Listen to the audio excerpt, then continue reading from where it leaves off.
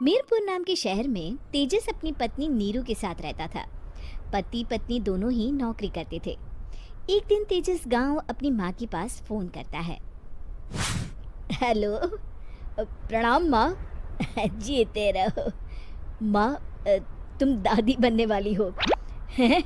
अरे वाह, ठीक है बेटा, मैं कल ही आती हूँ। जब माँ जी शहर पहुंची तो बेटी बहू ने बहुत अच्छे से स्वागत किया। लीजिए माँ जी, चाय। अरे गर्मा गर्म पकोड़े ले आओ माँ के लिए। नीरू रसोई में गई और 2 मिनट में ही पकोड़े ले आई। जी ये लीजिए। बहू, जादू से बनाए हैं क्या? अभी तो रसोई में गई थी। यमी। माँ जी, शीला रसोई में पकोड़े तल रही है, मैं बस लेकर आई। हे भगवान, मेरा धर्म भ्रष्ट कर दिया तूने। अब तो गंगा जल से शुद्धिकरण करना होगा। दूसरे दिन, माँ जी मैंने नाश्ता बना दिया है, ऑफिस जा रही हूँ।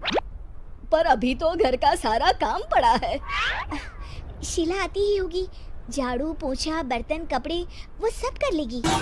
हमारे जमाने में घर का सारा काम हम ही करते थे। जी माँ जी, आप बहुत होशियार हैं, मैं घर ऑफिस दोनों नहीं संभाल पाती। तो जरूरत क्या है घर से बाहर जाकर चाकरी करने की? वैसे भी घर का काम खुद करने से घर में बरकत आती है, समझी? पर माँ जी। पर वर कुछ नहीं, इस महीने की पगार मिले फिर ऑफिस बंद है। हाँ।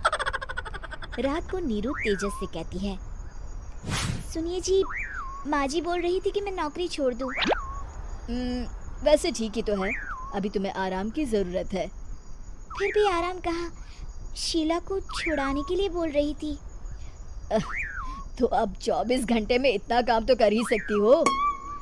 पर जॉब पसंद है मुझे, घर पर मन नहीं लगेगा। अगले दिन जब दोनों ऑफिस के लिए निकल रहे थे, मेरी तो कोई कीमत ही नहीं है इस घर में। माँ जी, आजकल महंगाई बहुत है, रहन सहन भी बदल गया है, दोनों नौकरी करते हैं तभी ठीक रहता है। अच्छा, तू कहना क्या चाहती है? मेरा बेटा तुझे बिठा के खिला नहीं सकता? तू ही इस घर का खर्च चला रही है, हैं? नहीं माँ जी, मेरा वो मतलब नहीं था। मतलब खूब समझती हूँ, ये बाल धूप में सफेद नहीं किए मैंने। हाँ। अब तो ये रोज का काम हो गया था। तेजस भी रोज की झिकझिक से परेशान हो गया था। एक दिन उसने कहा, नीरू, वैसे भी तुम्हें मैटरनिटी लीव मिलने वाली है, तो अभी से ही छुट्टी ले लो। पर क्या, मेरी सैलरी अच्छी खासी है। आखिर नीरू ने रिजाइन कर दिया। जब बच्चा हुआ तो घर में सब बहुत खुश हुए। कुछ दिनों बाद तेजस फाइल देख रहा था। क्या हुआ तेजस, कुछ परेशान लग रहे हो? हाँ, वो हमारी जितनी सेविंग्स थी वो तो हॉस्पिटल में और छठी के फंक्शन में खत्म हो गई है नीरू। और अभी वैसे मंदी चल रही है तो मैं बोल रही थी कल मुन्ना को हेपेटाइटिस का टीका लगवाना है। नीरू, क्या पोस्टपोन नहीं कर सकते? नहीं जी, बिल्कुल नहीं। अब तेजस को समझ में आ रहा था कि उससे गलती हुई है। पैसों की कमी का असर घर के माहौल पर भी पड़ रहा था। अगले दिन, बेटा मेरा चश्मा और ये दवाइयाँ ले आना, पर्चा देते हुए माँ जी ने कहा। जी।